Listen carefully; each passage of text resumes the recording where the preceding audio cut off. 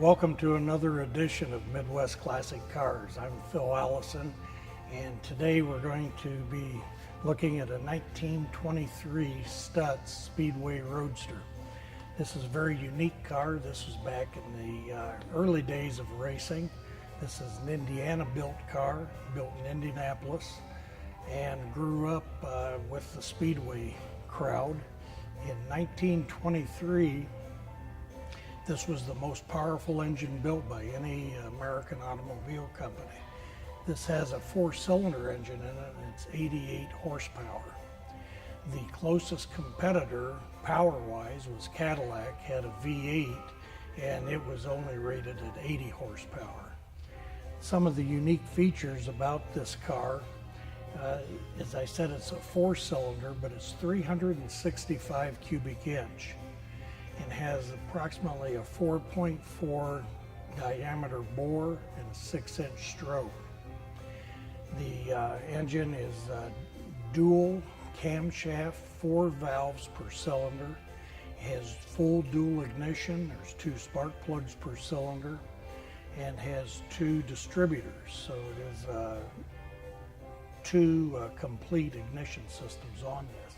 And that is how they were able to get the additional power out of it. Some of the other unique features on this, it is a 3-speed transmission, but technically it's a 3-speed differential. There's no transmission, there's just the engine, the clutch, and then a drive shaft that goes back to a combination differential and transmission. So it's 3 speeds forward, 1 in reverse. And to the best of my knowledge, Stutz was the only one doing that in the 20s. It was a rather revolutionary feature on this. And these cars were raced in 23. Stutz mainly built 2 versions. It was the same chassis, but they had the Stutz Bearcat, which is strictly a racing car and very recognizable. The most popular color on those was a bright yellow. And then they built the Speedway Roadster, which is what this car is. Same drivetrain and chassis as the Bearcat, although this is more of a passenger-friendly car. It's an all-weather car, has a top and doors and so on, where the Bearcat did not. The wealthy and the elite in 23, if you wanted the high-powered car, this was the one that the younger generation was truly interested in. The Stutz Speedway Roadster, this is one of very few examples that still exist, and one of the reasons is that restorers over the last 25 years have taken the Speedway Roadster and tried to convert them and make them into the Stutz Bearcat, which has a higher value, but you don't have an authentic Stutz Bearcat. So for that very reason, there's very few of these that still exist. This particular car is an outstanding example and is original in almost every aspect on it. I would be hard-pressed to find anything on the car that is not original. And everything has been totally restored, and it has a few period accessories on it, such as the spotlight and the motor meter and so on, and we'll cover those in detail.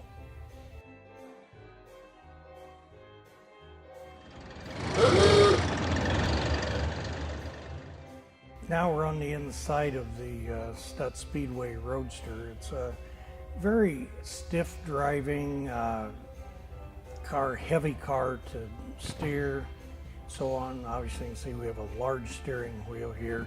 The gear shift down here, very stiff and difficult to use. It is a standard H pattern. Some of the controls and gauges are very unique to this car. We have a hand throttle on the steering wheel, which I suppose you could call that in early days cruise control if you wanted to set it that way. And then we have the spark advance, which is located here also. And this is something that most cars in the 20s, 30s had, and anybody who is not familiar with cars of that era wouldn't even know what spark advance was. It's several generations old. It's just like most of the cars, 20s, 30s, 40s, and into the 50s, had chokes, and now people, there's 2 or 3 generations of people who have never driven a car with a choke. But back to the dashboard on the Stutz over here, we have the speedometer with an odometer and a trip meter. We have the oil pressure gauge, the amp meter for the charging system, fuel pressure gauge, which is unique to this car, and I will explain the fuel system in a moment.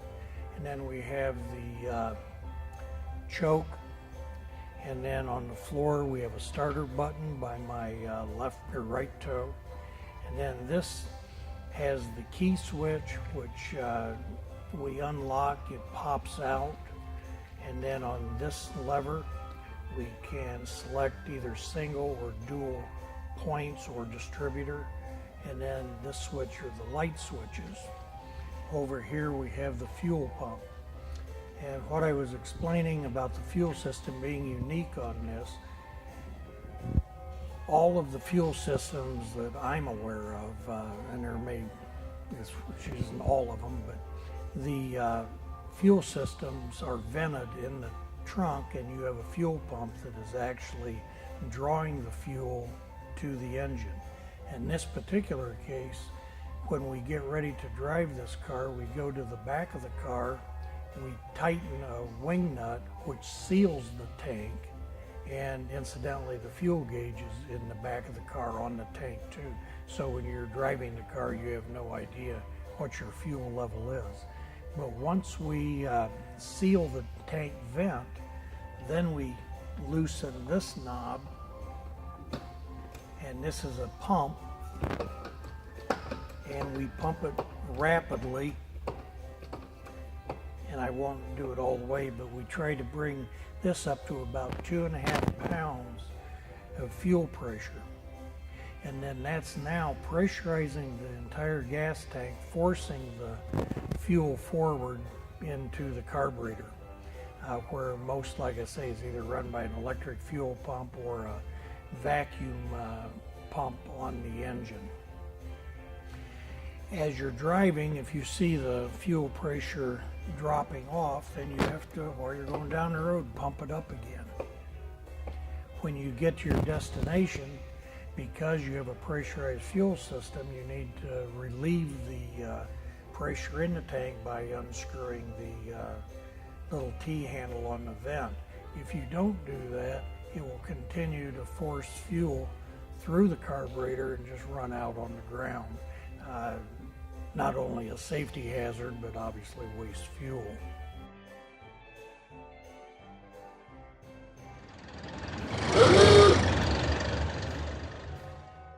When we were on the inside of the car, you probably noticed that I didn't mention a water temperature gauge. In the early 20s, a lot of the cars were equipped with a motor meter, which is just a radiator cap that has a thermometer bulb sticking down in the water, and then it's a just standard mercury thermometer. You can only see on this side that much of it. On the back side, it's displayed and calibrated for the actual temperature. The other thing that's of note, down here we have a hole which is covered with a cap. We can remove this cap. This gives us access to a crank in case the electrical system fails. We can hand crank it. This car, due to its cubic inch capacity and so on, it would be a very difficult car to hand crank. The other things that you may notice on this car that are unique, these are actually the frame members coming out and the front spring attachments. In the early 20s, front bumpers weren't even an option. But starting in the late 20s, most cars had offered an option of front and rear bumpers. But it was an option. A lot of cars were sold without them. The other thing that we have over here, these are mechanical shock absorbers, and it's just a friction on a double disc, perforated, and has like a spider spring on it, and that acts as the shock absorber. The other unique thing on this are the headlights and the very ornate prism. I honestly don't know. I've never driven this car at night. The lights work, but I don't know how much distance you get out of them. But this isn't just done for cosmetics. This is what focuses the light, and they had some very unique concepts. The Stutz is one of the few that used the circular, what I call eyeball prisms to magnify the light. Most cars had vertical lines.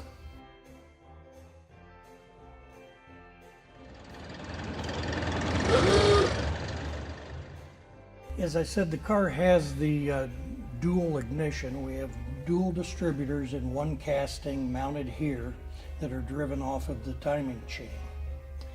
And then we have a lever here that is connected to the lever on the steering wheel that is the advance and the retard of the ignition system. And the reason that that's necessary, this was on almost all cars in the 20s and 30s, had a manual control of the distributor in the cockpit. And when you start a car, a four-cylinder or four-stroke engine, whether it's a four-cylinder, six-cylinder, one-cylinder, doesn't make any difference. You have four specific strokes. The engine comes up and compresses gas and then fires, comes back down. That's the power stroke. And then it comes back up, the exhaust valve opens, it vacates the exhaust out of the cylinder, and then it starts back down, the exhaust valve closes, the intake valve opens, and now it's sucking, creating a vacuum and sucking in fuel-air mixture again. So it only fires every 2 times that it goes up and down. Well, when you're starting a car, as the engine piston is coming up and compressing the air, if you fire it before it gets to top dead center, the engine will kick back or backfire on it.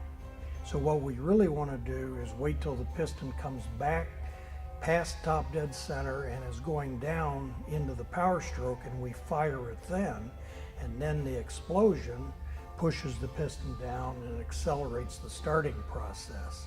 However, once it's running, we have to advance the ignition again because we have a total lack of performance if we're firing past dead center, and it also creates a overheating problem. So the idea is that we get maximum performance if it's firing before top dead center and coming around, but it has to have momentum. But when we want to start it and it's turning real slow, we want to fire past top dead center, so now the explosion is helping to start the engine.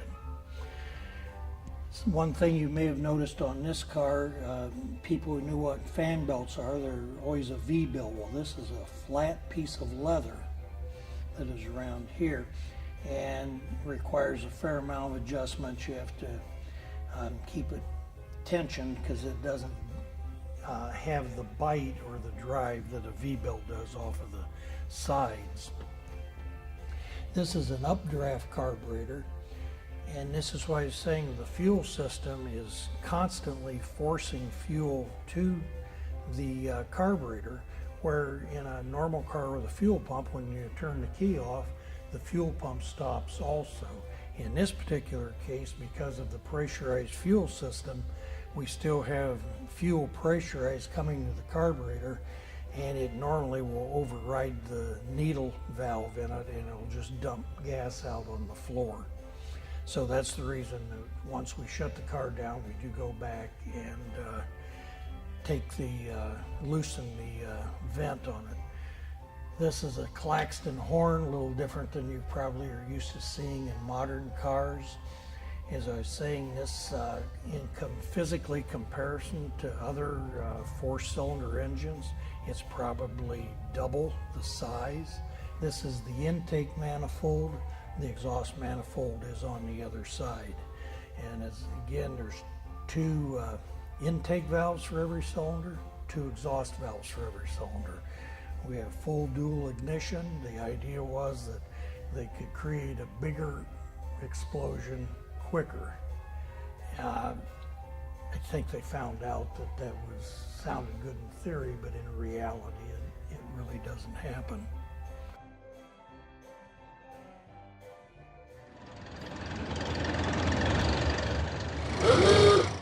One of the not necessarily unique features, but an early 20s feature was the design of the buffalo wheel. And most wheels now have, 5 or 6 lug nuts, and you're bolting the rim to it.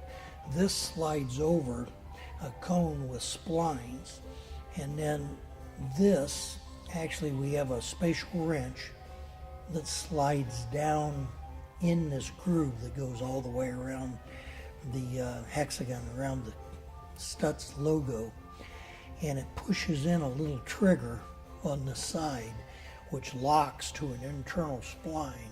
Then you can take the wheel off and you unscrew this. It's a very fine thread, so it's many revolutions, and then the whole wheel comes off. So there's no lug nuts, just what's called a buffalo wheel. And that was one of the early versions of the buffalo wheel. On the Duesenbergs, the Packards, and so on had a bigger buffalo wheel with a different locking mechanism, but it was a very good way to lock on a spoke wheel.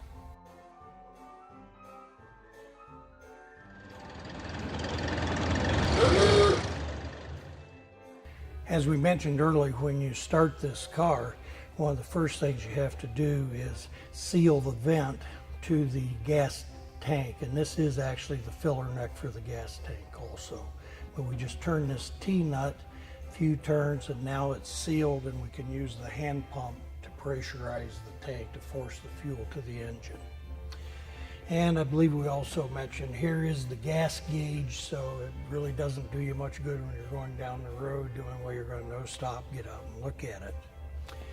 The stop light is unique on this, or brake light, and it actually spells out the word stop. Very common in the 20s era cars, regardless of their price range or anything, they use that. Again, no rear bumper. This is frame member coming out here to support the springs on both sides, and this is just a cross brace, so there's very little protection. One of the unique features on a Stutz, it's one of the few cars that I'm aware of that this is the spare tire, but this is 2 spare wheels, and that attests to the reliability of the tires built in the 20s. That was definitely, tires were one of the limiting factors and weak links in the early automotive. These cars were extremely fast. I don't know where they drove them in the 20s, because they did not have good roads or paved roads. Some of the cities had brick streets and so on, but out in the country, a paved road was unheard of. So this came equipped with 2 spares. This concludes another episode of Midwest Classic Cars. We hope that you enjoyed learning a little bit about the Indianapolis, Indiana built Stutz Speedway Roadster. Please join us on a future episode.